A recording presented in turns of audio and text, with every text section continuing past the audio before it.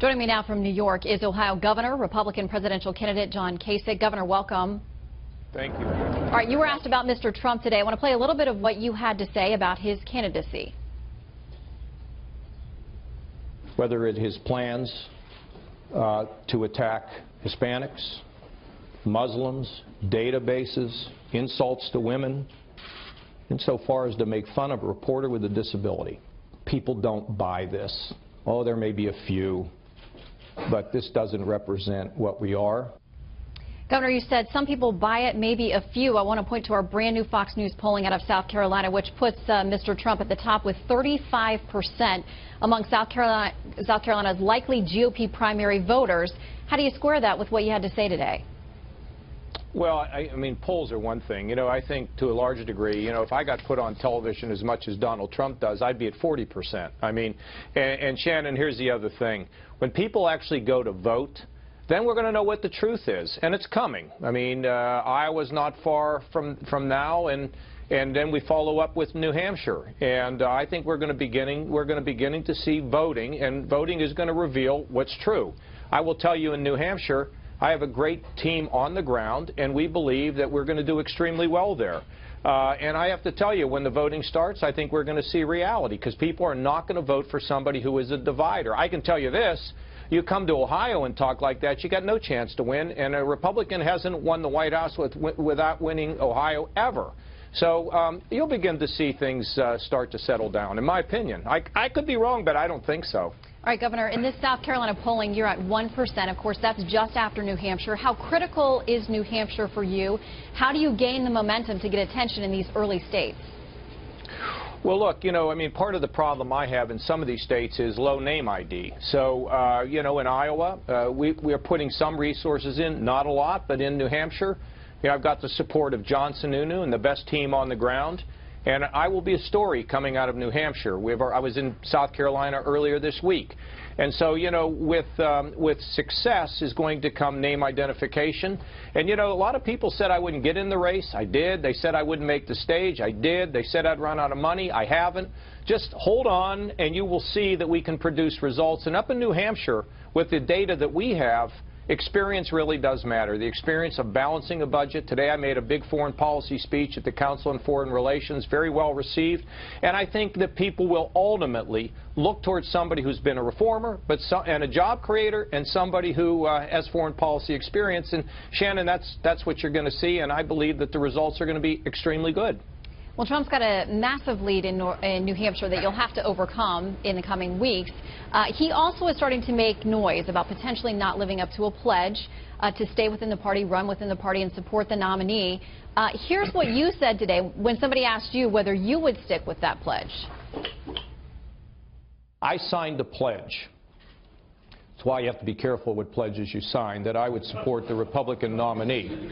Now, look, is it possible that you change your mind? Yeah. It takes something extreme to do it. But I will tell you, sir, there's no way that Donald Trump's going to be president. Is Donald Trump that something extreme that would get you out of the pledge, Governor?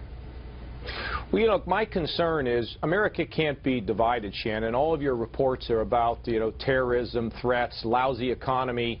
Look, at the end, we're not going to be great as a country when we're fighting with one another, picking on every group you can imagine. We're stronger as a country when we're united. And when the division gets to the point where it's overwhelming, then I think I have to take a second look. I hope he changes his rhetoric. I hope he becomes a unifier. But if he doesn't, and the divisions and the extremism continues, I've got to take another look, Shannon. I mean, I know I made a pledge. And I like to keep my pledges, and almost always I do. And if I don't, I'll be the first one to explain exactly why. Let's not go there, because I don't believe he's going to be the I just don't believe he's going to be the nominee. I just don't take it that seriously, to be honest with you.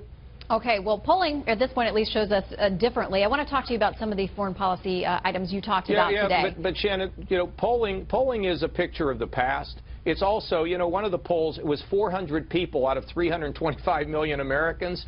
We'll see what happens when we vote. And then all the discussion of polling and where we are, it'll all go by the wayside. And then we'll know. Yes, well, the trend hasn't changed, so you're right. We'll see once the actual voting starts. I want to ask you about ISIS today. You said that at some point there would have to be more ground troops on the ground. You said sooner is better than later, that we put off the inevitable by waiting. But how do you sell that when there is much opposition to putting troops on the ground and certainly building a coalition that does, where the U.S. is not primarily the source of these ground troops? Well, Shannon, first of all, I think we have to be on the ground, the United States of America. But it's no different than the first Gulf War, where we had a coalition of Arabs and our friends in NATO. And the fact of the matter is they're all under attack. We're under attack. I mean, everybody is concerned, and ISIS has to be stopped. And what I've said, and I said it since last February, is that we need to have a coalition. Secondly, an air campaign will not get it done. When we just think we can win from the air, we're really misguided. And we're going to have to be in the air, but we're also going to have to be on the ground, and it has to be a coalition. And the longer we wait, the more difficult it will be. And how do I know this? I served on the Defense Committee for 18 years. I followed national security issues all of my lifetime. My national security advisor is the former national security advisor to President Reagan. I know what we have to do. Plus, we have to improve intelligence, coordinate intelligence around the world. And in addition to that, we have to deal with what we saw in San Bernardino, where we know these two people were communicating with people who the intelligence community was watching, but yet we couldn't hear them. They encrypted their communication, and this is something that has to be resolved, and it is an essential and vital issue for our ability to protect ourselves at home. So go and destroy ISIS where they are. Start to tell people what the West represents. Begin to review this whole visa program we have so we don't have dangerous people coming into the country. And in addition, make sure that our counterterrorism task forces in the United States are well funded and they have the tools to disrupt plots. Governor Kasich, we'll see you out on the campaign trail. Thanks for your time tonight.